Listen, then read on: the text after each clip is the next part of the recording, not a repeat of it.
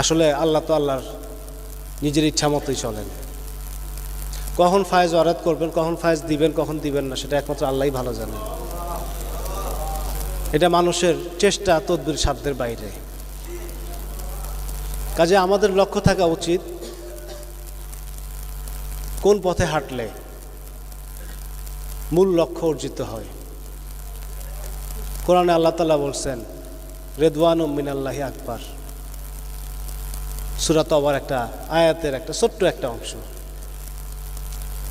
অর্থাৎ আল্লাহর সন্তুষ্টি সবচাইতে বড়।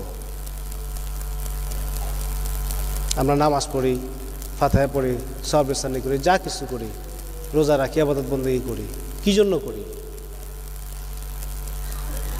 তরিকা নিচ্ছি, তরিকতের রেয়াজ সাধনা করি, কি জন্য করি? মূল লক্ষ্য তো একটাই, আল্লাহ রসুলের সন্তুষ্টি, নৈকট্য, মহব্বত হাসিল করা, তাই না? এটা হলো মূল লক্ষ্য। তো এই তিনটা বিষয়ের প্রথম বিষয় হলো সন্তুষ্টি। কেননা সন্তুষ্টি ছাড়া মহব্বত এবং নৈকট্য হাসিল করা যায় না। যখন সন্তুষ্টি হাসিল হবে তখন আপসে আপ মহব্বত হাসিল হবে।